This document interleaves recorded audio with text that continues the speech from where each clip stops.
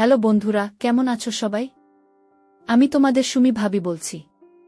আজ তোমাদের জন্য আরেকটি নতুন গল্প নিয়ে এসেছি। আমি তোমাকে কথা দিচ্ছি, যদি তুমি গল্পটি শেষ পর্যন্ত শোনো, তাহলে তুমি এটা থামাতে পারবে না, তোমার মাখন বেরিয়ে যাবে। তাই হাতে টিস্যু নিয়ে গল্প শোনা শুরু করো। আর প্রতিদিন এরকম মজার মজার গল্প শুনতে আমার চ্যানেলটি সাবস্ক্রাইব করে রাখো। তাহলে গল্প শুরু করা যাক। আজকে তোমাদের আরও একটি মা এবং ছেলের গল্প বলবো। গল্পটি শেষ পর্যন্ত শুনলে তোমাদের ওটা গরম হয়ে যাবে। আমার মা আমি খুবই মিষ্টি স্বভাবের এবং সুন্দরী ছিলেন এবং তাকে আমি অনেক শ্রদ্ধা করতাম। একদিন রাতে বাড়িতে মামা ছিল না, আর আমি মামির ঘরে গেলাম কিছু গুরুত্বপূর্ণ বিষয় কথা বলতে। আমরা একসঙ্গে বসে গল্প করতে শুরু করলাম। তারপর মামি আমার খুব কাছে এসে বসলেন এবং কানে কানে কিছু বললেন। তারপর আমি কিছু বলার আগেই আমাকে একদিন বিকেলে হঠাৎ প্রচণ্ড ঝড় বৃষ্টি শুরু হয়েছিল। এমন সুন্দর আবহাওয়া দেখে আমার মন ভালো হয়ে গিয়েছিল। সেদিন বাড়িতে মামা ছিলেন না, শুধু আমি আর মা আমি ছিলাম। আমি ছাদের একপাশে বসে কফি খাচ্ছিলাম আর বৃষ্টির মধুর শব্দ শুনে মনটা বেশ আনন্দিত হয়ে উঠল। ঠিক তখনই দেখলাম আমি বৃষ্টিতে দাঁড়িয়ে বৃষ্টির ফোঁটাগুলো উপভোগ করছেন। মামিকে বৃষ্টিতে মগ্ন দেখে মনে হচ্ছিল যেন প্রকৃতির সঙ্গে তার এক গভীর সম্পর্ক আছে। আমি ধীরে ধীরে নেমে এসে মামির পাশে দাঁড়ালাম। দেখলাম তিনি হাসি মুখে বৃষ্টি ফোঁটায় আনন্দে ভাসছেন। মামি আমাকে দেখে হেসে বললেন, কুনাল, আজকের এই আবহাওয়া সত্যিই দারুণ। বৃষ্টিতে ভিজতে আমার খুব ভালো লাগে। আমি মুচকি হেসে বললাম, হ্যাঁ, আমি প্রকৃতির এই রূপ সত্যিই মনোমুগ্ধকর। বৃষ্টি পড়ছিল, আর সেই বৃষ্টির ফোঁটাগুলো যেন চারপাশের পরিবেশকে সতেজ ও সজীব করে তুলেছিল। আমি বৃষ্টি মাঝে দাঁড়িয়ে তাকিয়েছিলাম তার দিকে। বললাম, বৃষ্টির মধ্যে তোমাকে দারুণ লাগছে। আমার কথা শুনে তিনি মৃদু হাসলেন এবং কিছুটা লজ্জা পেলেন। আমি আলতোভাবে তার হাত ধরলাম। আমাদের দুজনের হৃদস্পন্দন যেন ধীরে ধীরে বাড়ছিল, আর আশপাশের পরিবেশটা আরও রোম্যান্টিক হয়ে উঠছিল। আমি তার দিকে একটু এগিয়ে গিয়ে আরও কাছাকাছি দাঁড়ালাম। তাকে সম্মান সহকারে আলতোভাবে কোলে তুলে নিলাম এবং ধীরে ধীরে ঘরের দিকে নিয়ে এলাম। আর বললাম, বেশি বৃষ্টিতে ভিজলে ঠান্ডা লাগবে। বন্ধুরা, আজকের গল্পটা অনেক বেশি স্পেশাল, তাই সবাই রেডি হয়ে যাও। আর দয়া করে গল্পগুলো ভালো লাগলে ভিডিওটি লাইক, শেয়ার এবং চ্যানেলটি সাবস্ক্রাইব করো প্লিজ। আমি তখন সদ্য যৌবনের প্রান্তে পা রেখেছি, আর সেই বয়সে আমি দেখতে বেশ আকর্ষণীয় ও স্মার্ট ছিলাম। আমার ব্যক্তিত্ব দেখে অনেকেই প্রশংসা করত। গ্র্যাজুয়েশন শেষ করে যখন আমি বাড়ি ফিরলাম, মামি আমাকে আন্তরিকভাবে স্বাগত জানালেন। তার এই আন্তরিকতায় আমি মুগ্ধ হলাম এবং আমরা আরও ভালো বন্ধু হয়ে উঠলাম। আমি যখন বাইরে থাকতাম, মামির সঙ্গে মাঝে মাঝেই ফোনে আলাপ হতো। আমরা অনেকক্ষণ করে কথা বলতাম। আমরা একে অপরের খুব ভালো বন্ধু হয়ে উঠেছিলাম। কলেজে পড়ার সময় আমার বন্ধুরা প্রায় সময় মজার মজার হিন্দি রোম্যান্টিক সিনেমা দেখত। তাদের দেখে আমিও ভাবতাম, আমার যদি এমন কিছু রোমাঞ্চকর মুহূর্ত থাকত। আমার খুব ইচ্ছে ছিল একজন কাছের বন্ধু বা সঙ্গী থাকলে যার সঙ্গে আমি আমার মনের কথা সহজে ভাগাভাগি করতে পারতাম। তবে আজ পর্যন্ত তেমন কাউকে পাইনি যার সঙ্গে এমন সম্পর্ক গড়ে উঠতে পারে। গ্র্যাজুয়েশন শেষে যখন বাড়ি ফিরলাম, মামির সঙ্গে আমাদের বন্ধুত্ব আরও গভীর হয়ে গেল। আমার মামি দেখতে খুবই সুন্দর ছিলেন এবং তিনি ছিলেন অত্যন্ত সরল ও মিষ্টি স্বভাবে। আর আমি ছিলাম একটু বেশি মজাদার ও দুষ্টু প্রকৃতির। যখন মামা বাড়ির বাইরে থাকতেন, তখন আমি নানা অজুহাতে মামির সঙ্গে মজার গল্প করতাম। আমিও আমার মজাদার কথাগুলো উপভোগ করতেন এবং আমাদের বন্ধুত্ব বেশ গভীর হয়ে উঠেছিল। আমার কলেজের দিনগুলোতে এই ঘটনার শুরু। তখন আমার বয়স ছিল 25 বছর এবং বাড়িতে আমার মা আর আমার মামা এবং নতুন মমি থাকতেন। মামা আমাদের সাথে থাকতেন। আমার মামার বিয়ে হয়েছিল প্রায় 5 মাস আগে, যা তাদের এক দূরসম্পর্কের চাচা উদ্যোগী হয়েছিল। আমি তখন কলেজে পড়তাম এবং বেশিরভাগ সময় আমার বন্ধুরা মিলে নানা ধরনের মজার গল্প আর হিন্দি সিনেমা নিয়ে আড্ডা দিতাম। যদিও আমি এসব থেকে নিজেকে দূরে রাখার চেষ্টা করতাম। আমার বন্ধুরা খুবই দুষ্টু ছিল। প্রথমে আমি এসব এড়িয়ে চলতাম, কিন্তু ধীরে ধীরে আমিও এসব নিয়ে আগ্রহী হয়ে পড়েছিলাম। কলেজের মেয়েদের সঙ্গে মাঝে মাঝে হাসি ঠাট্টা করলেও কখনো সে রকম কিছু ঘটেনি। ভাইয়ের বিয়ের দিন আমি যখন মামিকে প্রথমবার দেখেছিলাম, তখনই মনের গভীরে একটি অদ্ভুত অনুভূতি জাগ্রত হয়েছিল। মনে হচ্ছিল যেন কিছু অসম্পূর্ণ থেকে গেছে। সেদিন মামির মুখের দিকে তাকিয়েছিলাম। মনে মনে ভাবছিলাম জীবনের অনেক কিছুই এখনো অজানা রয়ে গেছে। আমার মামার বিয়ের পরে মাঝে মাঝে আমার মনে হতো আমার যদি এমন সুন্দর একজন মেয়ের সঙ্গে বিয়ে হতো। আমি দেখতে সত্যিই খুব সুন্দর ছিলেন, যে কেউ তাকে দেখে মুগ্ধ হতে বাধ্য। কয়েকদিন বাড়িতে থাকার পর কলেজে ফেরার সময় মামি বললেন, কুনাল কলেজে গিয়ে কিন্তু আমাকে মনে রাখবেন, আমরা রাতে কথা বলবো। আমার প্রায় কাজের জন্য বাইরে থাকতে হতো, তাই মামির সঙ্গে আমার বন্ধুত্ব খুব ভালো হয়ে উঠল। আমরা প্রায় রাতে গল্প করতাম। আমি একটু মজার ছিলাম, তাই একদিন মামিকে মজা করে জিজ্ঞেস করলাম, আপনার ইচ্ছা হয় না মামা যদি সবসময় আপনার সাথে থাকতেন? মা আমি আমার কথার ইঙ্গিত বুঝতে পেরে হেসে বললেন, তুমি যদি বাড়িতে থাকতে তাহলে হয়তো এমন ইচ্ছে থাকতো না। আমি তার ইঙ্গিতগুলো বুঝতে পারছিলাম। আর এভাবেই আমাদের দিনগুলো কাটছিল। কয়েক মাস পর আমি কলেজের শেষ পরীক্ষাগুলো শেষ করে বাড়ি ফিরে এলাম। বাড়িতে পৌঁছে দেখলাম আমি আমাকে বেশ খুশি মনে স্বাগত জানালেন। মা আমাকে দেখে খুব খুশি হলেন। আমি যে বাড়িতে প্রবেশ করলাম সেই মুহূর্তটা বেশ আনন্দদায়ক ছিল। মামি আমাকে দেখে অনেক খুশি হয়েছিলেন। মা একদিন হাসি মুখে বললেন, বাবা এখন তোর জন্য একটা ভালো মেয়ে দেখা শুরু করব। তুই আগে ভালো একটা চাকরি পেয়ে যা। মার কথা শুনে আমি মজার ছলে বললাম, মা যদি মেয়ে দেখতে হয় তবে এমন একজন মেয়ে খুঁজিনি একেবারে আমার মামির মতো হবেন।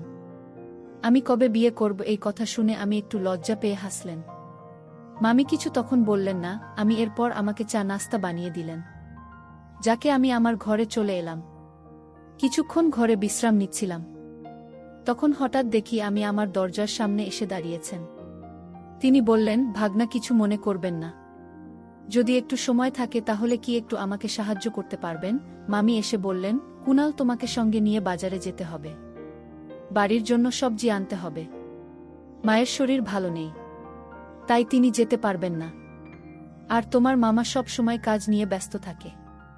মামির কথা শুনে আমি হেসে বললাম, মামি চিন্তা করবেন না, আমি একটু পরে রেডি হয়ে আসছি, ততক্ষণে আপনিও তৈরি হয়ে নিন, আমরা একসঙ্গে বাজারে যাব। কিছুক্ষণ পর যখন আমি নিচে এলাম, দেখলাম আমি তখনই পুরো প্রস্তুত হয়ে বসে আছেন। তাকে দেখে মনে হলো আজ তিনি আরও বেশি সুন্দর লাগছে। তিনি একটা শাড়ি পরেছিলেন যা তাকে বিশেষ আকর্ষণীয় করে তুলেছিল। আমি তাকে দেখে কিছুক্ষণ থেমে গেলাম। আমি হাসতে হাসতে বললেন, কি হল কুনাল, যাবে না? আমি তৎক্ষণাৎ বললাম, হ্যাঁ চলুন। আমি বাইকটা বের করলাম এবং মামিকে বাইকে বসলাম। তিনি আমার পেছনে এসে বসলেন। যখন আমি আমার কাঁধে হাত রাখলেন তখন মনে হলো যেন মনের মধ্যে অনেকগুলো আবেগ উথলে উঠছে। আমাদের বাড়ি থেকে বাজার প্রায় 25 মিনিটের দূরত্বে ছিল, কিন্তু আমি খুব ধীরে বাইক চালাচ্ছিলাম। এই মুহূর্তগুলো যেন ধীরে ধীরে উপভোগ করতে চাচ্ছিলাম। বাইক চালানোর সময় আমি মাঝে মধ্যে পিছনের আয়নায় মামিকে দেখতে লাগলাম। আমি হেসে বললেন, কুনাল গাড়ি এত আস্তে চালাচ্ছেন কেন? পেছনের মানুষরাও আমাদের পেরিয়ে যাচ্ছে। আমি মজা করে বললাম, মামি ধীরে গাড়ি চালালে আমাদের জন্য ভালো। তারপর মামি বললেন, ঠিক আছে, আর আয়নায় আমাকে না দেখে সামনে দেখো, না হয় বড় কোনো বিপদে ফেলবে। তার কথা শুনে আমার একটু লজ্জা হলো, তাই আর কিছু বললাম না। এভাবেই আমরা বাজারে পৌঁছলাম। বৌদি বাজার থেকে সবজি কেনার পর আমরা আবার বাড়ি ফেরার পথে বের হলাম। ফেরার সময় আমি আবার একই কৌশল প্রয়োগ করলাম। ধীরে ধীরে বাইক চালালাম এবং মাঝে মাঝে ব্রেক মারলাম, কিন্তু আমি নিজেকে সঙ্গে তো রেখেছিলাম। সম্পর্কের গুরুত্ব বুঝে আমি নিজেকে নিয়ন্ত্রণ করলাম। অবশেষে কিছুক্ষণ পর আমরা বাড়িতে পৌঁছলাম। দরজায় এসে দেখি মা আমাদের দেখে হাসি মুখে দাঁড়িয়ে আছেন। একদিন মা আমার হাত ধরে আমাকে তার ঘরে নিয়ে গেলেন। আমি ভেবেছিলাম হয়তো কোনো কাজের জন্য ডেকেছেন। ঘরে ঢোকার পর মা বললেন, বাবা আমি তোমার সাথে কিছু কথা বলতে চাই। মায়ের কথা শুনে আমি বললাম, কি কথা মা, বলো না। মা একটু চিন্তিতভাবে বললেন, তোমার মামা প্রায় বাড়িতে থাকে না, বিয়ের পর থেকেই এটা হচ্ছে। আমি মার কথা শুনে বললাম, মা মামা তো কাজের কারণে বাইরে থাকে, তাই সময় হয় না। কিন্তু মা বললেন, না না, ব্যাপারটা ঠিক তা নয়। আমার মনে হচ্ছে তোমার ভাই হয়তো অন্য কোনো মেয়ের সঙ্গে সম্পর্কে জড়িয়ে পড়েছে। মায়ের কথা শুনে আমি হতভম্ব হয়ে গেলাম। মা আমাকে বললেন, ধীরে কথা বলো, না হলে তোমার মা আমি শুনে ফেলবে। ব্যাপারটা জানলে খুব ঝামেলা হবে। আমি বললাম, মা তুমি এসব কথা কেন বলছো? আমি নিশ্চয়ই কিছু টের পাবেন যদি মামা সত্যি এমন কিছু করে থাকে। আর এমনটা হলে একদিন না একদিন জানাতে হবে। তোমাকে কি কেউ কিছু বলেছে নাকি মামা নিজে কিছু বলেছে? মা আমাকে বললেন, তোর মা আমাকে একবার ফোন করেছিলাম। আর তখন শুনলাম ফোনের পেছন থেকে এক মহিলার গলা শোনা যাচ্ছিল। যখন আমি জিজ্ঞাসা করলাম তোর মামা কোনো রকমে কথা এড়িয়ে গেল। মায়ের কথা শুনে আমি বললাম, মা হতে পারে তুমি ভুল শুনেছ। হয়তো এমন কিছুই নয়, কিন্তু মা বারবার বোঝানোর চেষ্টা করেছিলেন। আর আমি বারবার বলেছিলাম, মা তুমি এমন কিছু ভেবে নাও না। যদি মামি একটা জানতে পারে তাহলে তাদের সম্পর্কের মধ্যে সমস্যা তৈরি হবে। যতক্ষণ না পর্যন্ত সত্যিটা জানা যাচ্ছে তুমি এই কথা নিয়ে কাউকে কিছু বলো না। মা আমার কথা শুনে একমত হলেন। তারপর শান্তভাবে তার ঘরে চলে গেলেন। আমি আমার ঘরে এসে বাথরুমে গিয়ে গোসল করতে লাগলাম। গোসল শেষে বাইরে এসে দেখি আমি আমার ঘরের চেয়ারে বসে আছেন। মামিকে দেখে আমি অবাক হয়ে গেলাম। আমি কাছে যেতেই বললেন, কুনাল দেখুন না, আপনার মামা আমাকে একদম সময় দেন না। তিনি প্রায়ই বাড়িতে থাকে না। আজকেও আমি তাকে বলেছি আপনি বাড়ির কাছে এসেছেন, কিন্তু তাতেও উনি আমাকে দেখতেও আসেন না। মামির কথা শুনে আমার মনে আমার মায়ের কথাগুলো ফিরে এল। আমি মনে মনে ভাবলাম হয়তো মা যা বলেছিলেন তা কিছুটা হলেও সত্য হতে পারে। কিন্তু আমি মিমিকে কিছু বোঝাতে না দিয়ে বললাম, হয়তো তিনি কাজে ব্যস্ত আছেন, তাতে কিছু মনে করার দরকার নেই। তিনি কাল নিশ্চয়ই আসবেন। এরপর আমি ধীরে ধীরে মামির কাছে গিয়ে তাকে সাহস দিলাম। মামির সাথে আমার খুব ভালো বন্ধুত্বপূর্ণ সম্পর্ক গড়ে উঠেছিল। আমরা একে অপরের সাথে অনেক সময় নিজেদের মনের কথা শেয়ার করতাম। আমি তখনও ভেজা চুল নিয়ে দাঁড়িয়েছিলাম। আমি হঠাৎ এসে আমার মাথা তোয়ালে দিয়ে মাথা মুছতে শুরু করলেন। মামির এই ছোট ছোট যত্নশীল আচরণগুলো দেখে আমার মনে তার প্রতি গভীর ভালোবাসা জন্মাতে শুরু করেছিল। এক সময় আমার মনে হলো যদি তাকে কাছে টেনে নিই, কিন্তু সঙ্গে সঙ্গে আমি নিজেকে সেই চিন্তা থেকে বের করে নিলাম। মনে হলো এটা একদমই ভুল। রাতের খাবারের পর আমি আমার ঘরে এসে ঘুমিয়ে পড়লাম। সারা দিনের ক্লান্তিতে কখন যে ঘুমিয়ে পড়েছিলাম টেরই পাইনি। রাত আনুমানিক 2টার দিকে হঠাৎ আমার ঘুম ভেঙে যায়। আমি শুনতে পেলাম বাড়ির কোথাও থেকে কান্নার হালকা আওয়াজ আসছে। আমি ধীরে ধীরে সেই আওয়াজ অনুসরণ করতে লাগলাম। বাইরে এসে বুঝলাম আওয়াজটা মামির ঘর থেকে আসছে। আমি দ্রুত সেখানে গেলাম এবং দরজার বাইরে দাঁড়িয়ে শুনতে পেলাম আমি আমার মামার সঙ্গে কথা বলছেন ফোনে। তিনি কান্নার মধ্যে বলছিলেন, আমাদের বিয়ে হয়েছে পুরো 6 মাস, কিন্তু তুমি আমার জন্য কখনোই সময় দাও না। যদি আমাকে পছন্দ না করতে তাহলেই বিয়ে করলে কেন? তুমি কি আমাকে ধোঁকা দিতে চাচ্ছ? তুমি যদি আমার সাথে সংসার না করো সেটা বলে দিলে তো হয়। কেন আমাকে তুমি কষ্ট দিচ্ছ?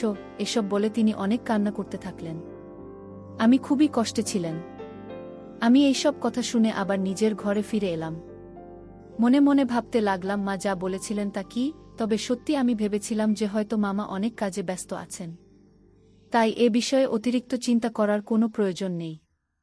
আমি হয়তো ভুল ভাবছিলাম, তাই মনে মনে সিদ্ধান্ত নিলাম যে কাল থেকে আমি মামির আরও ভালোভাবে যত্ন নেব। সকালে উঠেই আমি সরাসরি রান্নাঘরে চলে গেলাম। গিয়ে দেখলাম আমি সেখানে বাসন পরিষ্কার করছেন। আমি চুপচাপ পাশে দাঁড়িয়েছিলাম। আমাকে দেখে মা আমি হেসে বললেন, কুনাল আপনি এখানে কি করছেন? আমি বললাম, মামি আপনি একদম চিন্তা করবেন না। আপনার যদি কোনো কাজ থাকে তবে আমাকে বলুন, আমি আপনার সব কাজ করতে প্রস্তুত। আমি হেসে বললেন, তুমি কি সত্যিই আমার সব কাজ করতে পারবে? তুমি কি আমার কাজগুলো করতে রাজি? আমির এই কথা আমার কিছুটা অদ্ভুত লাগছিল। তার গভীর চোখের দৃষ্টিতে কিছু জেন লুকিয়েছিল। আজ তার ব্যবহারে কিছু আলাদা ছিল। মনে হচ্ছিল তিনি আমাকে বিশেষ কিছু বলতে চাচ্ছেন যা আমি ঠিকমতো বুঝতে পারছিলাম না। আমি সোজাসুজি বললাম, হ্যাঁ আমি অবশ্যই আমি আপনার সব কাজে সাহায্য করব। তখন আমি হেসে বললেন, ঠিক আছে, সময় এলে আমি তোমাকে বলবো। তখন দেখব তুমি কতটা আমাকে কাজে সাহায্য করতে পারো। এরপর থেকে আমি মামির আশেপাশে থাকতাম যেন তার কোনো প্রয়োজন হলে সাথে সাথেই সাহায্য করতে পারি। আমি সবসময় চেষ্টা করতাম যেন মামিকে খুশি রাখতে পারি। একদিন মামিকে একটি সিনেমা দেখানোর জন্য বাইরে নিয়ে গিয়েছিলাম। সিনেমাটা কিছুটা ভৌতিক ছিল, তাই মামি ভয়ে আমাকে শক্ত করে ধরে রেখেছিলেন। মামির এই আচরণে আমার মনে কিছু অনুভূতি জাগ্রত হচ্ছিল, কিন্তু আমি সেগুলো নিয়ন্ত্রণে রাখার চেষ্টা করছিলাম।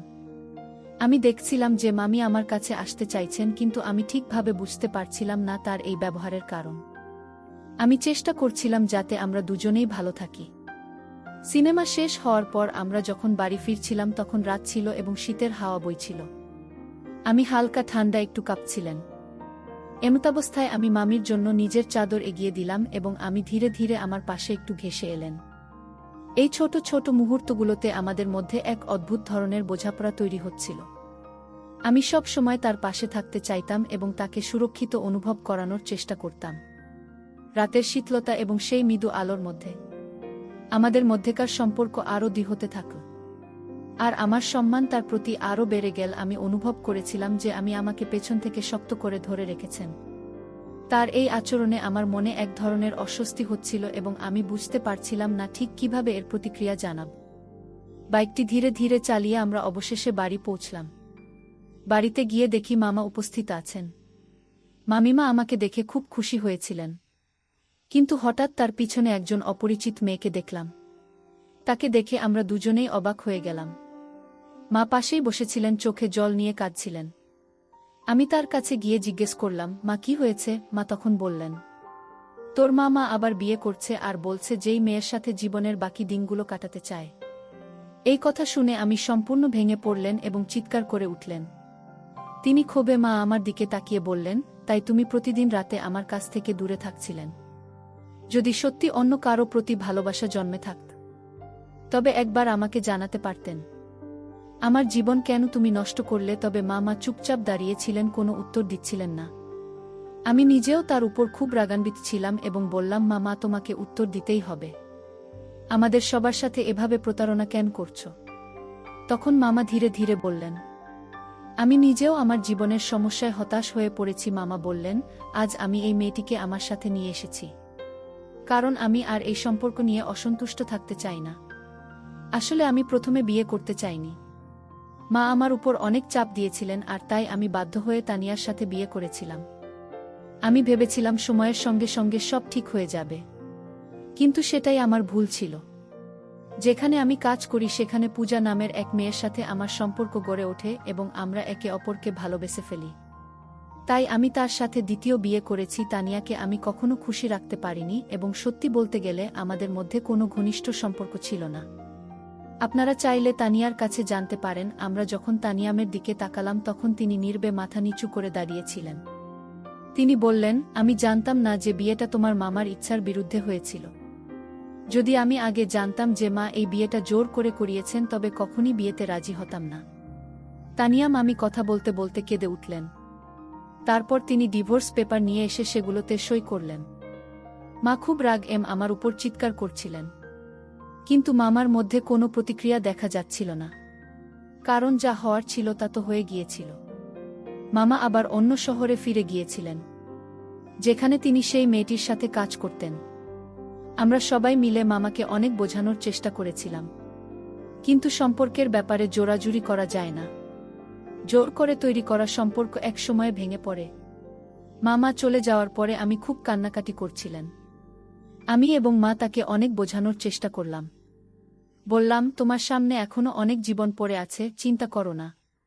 কিন্তু মামি বললেন, আমি এখন কোথায় যাব? যখন আমার স্বামী আর আমার কাছে নেই তখন মা তাকে সান্ত্বনা দিয়ে বললেন, মেয়ে তোকে কোথাও যেতে হবে না। আমি তোকে অনেক ভালোবাসা দিয়েই ঘরে এনেছিলাম। তোর বাবা মা নেই, তাই তুই আমাদের সাথে থাকবে। আমি এবার কোনো ভুল করব না। যদি ভালো কোনো ছেলে পাই তবে ভেবে চিন্তে তোর জন্য ভালো একটা ব্যবস্থা করব। কিন্তু মামি আমাদের কথা শুনতে চাইছিলেন না এবং তার জন্য এই পরিস্থিতি থেকে বেরিয়ে আসা সত্যিই কঠিন ছিল। তিনি চুপচাপ নিজের ঘরে চলে গেলেন, কান্নায় ভেঙে পড়ে। মা তখন আমাকে বললেন, তোর মামিকে কিছুটা সময় একা থাকতে দে, সে নিজে থেকেই ঠিক হয়ে যাবে। এই কঠিন সময়ে আমরা সবাই মামির পাশে থাকার চেষ্টা করছিলাম যেন তিনি ধীরে ধীরে সবকিছু মেনে নিতে পারেন। মাকে সান্ত্বনা দেওয়ার পর আমি নিজেও নিজের ঘরে চলে আসলাম। মামার যা করা উচিত ছিল না তা করে ফেলেছেন এবং এখন পরিস্থিতি সত্যিই জটিল হয়ে গেছে। মামির জন্য আমার মন খুব খারাপ ছিল, কারণ তিনি এই কষ্ট থেকে বেরিয়ে আসার জন্য নিজেকেই শক্ত হতে হবে। কারণ তিনি ছিলেন একজন এতিম, বাবা মা নেই, আর যে আপনি আছে তাদের কাছে কোনো মুখ নিয়ে ফিরে যাবে। তাই আমি মামি যাতে ভালো থাকেন তার জন্য প্রতিজ্ঞা করেছিলাম। এখন থেকে তাকে খুশি রাখাই আমার দায়িত্ব হবে। আগে মামির সাথে মজা করে সময় কাটাতাম, কিন্তু এখন সে সবের কোনো প্রভাব পড়ছিল না।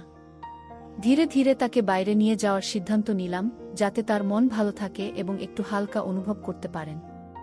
এভাবে 1 মাস কেটে গেল। আমি আগের চেয়ে অনেকটাই ভালো হয়ে উঠেছিলেন। আর আমাদের সম্পর্ক অনেকটা স্বাভাবিক হয়ে এসেছিল। একদিন আমরা এক আত্মীয়ের বাড়ি যাচ্ছিলাম। হঠাৎ করে বৃষ্টির মধ্যে পড়ে গেলাম এবং আমাদের পোশাকগুলো ভিজে গেল। মামি বললেন, আমাদের গাড়িটা সাইড-এ থামিয়ে কোনো ছাউনির নিচে দাঁড়ানো উচিত। আমরা একটা ভবনের নিচে গিয়ে দাঁড়ালাম যেখানে বৃষ্টির ফোঁটাগুলো আমাদের গায়ে লাগতে পারছিল না। সেসব মুহূর্তে আমরা দুজনেই একে অপরের পাশে দাঁড়িয়ে শীতল হাওয়ার মাঝে একটু আরামের খোঁজ করছিলাম। ধীরে ধীরে চারপাশটা আবার স্বাভাবিক মনে হতে শুরু করল। বৃষ্টি তখনও থামেনি আর আশেপাশে কাউকে দেখা যাচ্ছিল না। মামি বললেন, চলো বৃষ্টি থামা পর্যন্ত এখানে দাঁড়িয়ে থাকি। বৃষ্টিতে ভিজে যাওয়ায় তার লাল শাড়ি পুরো ভিজে গিয়েছিল। ঠান্ডা হাওয়ায় আমরা দুজনে একটু কাঁপছিলাম। তাই পাশেই পড়ে থাকা কিছু শুকনো কাঠ জোগাড় করে একটা ছোট আগুন ধরালাম যাতে আমাদের কিছুটা উষ্ণতা মেলে। আমি আমার একদম কাছে এসে দাঁড়ালেন। আর হঠাৎ করে আমরা একে অপরের আরও কাছাকাছি চলে এলাম। সেই মুহূর্তে আমাদের চোখে চোখ পড়তেই মনে হলো যেন এক অদ্ভুত অনুভূতি আমাদের ঘিরে ধরেছে। ঠিক কী ঘটেছিল সেটা বুঝে উঠতে পারছিলাম না। এমন অনুভূতি আগে কখনো হয়নি। আমি হঠাৎ মামির হাতটা আলতো করে ধরলাম। আর তিনি শুধু নীরব চোখে আমার দিকে তাকিয়ে রইলেন। আমি ধীরে ধীরে তার কানের কাছে গিয়ে কিছু বললাম। কিন্তু তিনি কিভাবে প্রতিক্রিয়া জানাবেন তা বোঝা যাচ্ছিল না। আমাদের মাঝে তখন এমন এক পরিবেশ তৈরি হয়েছিল যা আমাদের দুজনকেই কিছুটা অপ্রস্তুত করে দিয়েছিল। ঠিক তখনই বাইরে থেকে হঠাৎ একটা আওয়াজ শোনা গেল। আমরা দুজনেই চমকে উঠে দ্রুত চারপাশে তাকিয়ে বুঝতে চেষ্টা করলাম কি হচ্ছে। আমি আমাকে ঘিরে বললেন, কুনাল, এটা ঠিক নয়। কিন্তু আমি তার কথার উত্তর না দিয়ে তাকে শান্ত করার চেষ্টা করলাম। আমাদের মধ্যে একটা অনুভূতি ছিল যা সহজে বোঝানো যাচ্ছিল না। সেই মুহূর্তে আমরা দুজনেই আবেগপ্রবণ হয়ে পড়েছিলাম। পরে মামি কান্নায় ভেঙে পড়লেন এবং আমার দিকে তাকিয়ে বললেন, এটা ঠিক হয়নি। আমি চুপ করে থাকব না। ঠিক করেছিলাম। আমি মামিকে বলতে চেয়েছিলাম, আমি তোমার কষ্ট পেতে হবে না। আমি তোমার প্রতি ভালোবাসা অনুভব করি এবং তোমার পাশে থাকতে চাই। আমি চাই আমাদের সম্পর্ক আরেক ধাপ এগিয়ে যাক এবং আমি তোমাকে বিয়ে করতে প্রস্তুত। আমি আমার কথাগুলো শুনে অবাক হয়ে গেল। তারপর ধীরে ধীরে বললেন, আমি হয়তো কখনো তোমার প্রতি ভালোবাসা অনুভব করেছি, কিন্তু আমাদের সম্পর্ক নিয়ে আরও ভাবতে হবে। কিন্তু আমরা কিভাবে এটা করতে পারি এবং মাকে কিভাবে বলব যে আমরা দুজন একে অপরকে বিয়ে করতে চাই? আমি তাকে বললাম, তুমি এই বিষয়ে চিন্তা করো না। আমি মাকে সব কিছু বুঝিয়ে বলবো। বৃষ্টি বন্ধ হয়ে গিয়েছিল। তারপর আমরা আনন্দের সঙ্গে বাইকে চেপে বাড়ি ফিরে এলাম। বাড়িতে এসে আমি মায়ের সাথে আমার বিয়ের ব্যাপারে কথা বললাম। মা আমাদের এই বিয়েতে কোনো আপত্তি করেননি। তিনি বললেন, তোর মামা যা করেছিল তা দেখে আমি খুব কষ্ট পেয়েছিলাম। মনে হয়েছিল আমার কোনো ভুলের কারণে তার জীবন বিপর্যস্ত হয়ে গিয়েছিল। আমি নিজেকে অপরাধী ভাবতে শুরু করেছিলাম। কিন্তু যদি তুই তার সাথে বিয়ে করিস তবে তার জীবন আবারও সুন্দর হয়ে উঠবে। মা তখন আমাকে বললেন যে তিনি কালই ভালো একটা দিন দেখে আমাদের বিয়ে সম্পন্ন করবেন। মায়ের এই কথা শুনে আমি এবং তানিয়া আমি খুব খুশি হয়ে গেলাম। আমি তো তানিয়া মামিকে প্রথম দিন থেকেই খুব পছন্দ করেছিলাম, কিন্তু বুঝতে পারিনি যে ভাগ্য ওকে আমার কাছে নিয়ে আসবে। পরের দিন খুব সাধারণভাবে আমার এবং তানিয়ার বিয়ে হয়ে গেল। বিয়ের রাত্রিতে আমি তানিয়ার সাথে অনেক কথা বললাম। ভালোবাসার প্রথম বর্ষে তানিয়ার মুখে এক অদ্ভুত আনন্দের ঝিলিক দেখা যাচ্ছিল। তানিয়া অধীর আগ্রহে আমার অপেক্ষা করছিল, তার মুখে আদল করা ছিল নরম ঘোমটা দিয়ে। আমি যখন ঘরে ঢুকলাম তখন সে চুপচাপ বসেছিল। আমরা আমাদের জীবনে ভীষণ খুশি ছিলাম। 1 বছর পর তানি আর এক মিষ্টি পুত্র সন্তানের জন্ম দিল, যার নাম আমি অনেক ভেবে চিন্তে আরিয়ান রাখলাম। মামা ও তার কর্মের ফল পেয়েছিল। যে মেয়েকে সে বিয়ে করেছিল দুর্ভাগ্যবশত সে সন্তান ধারণে অক্ষম ছিল।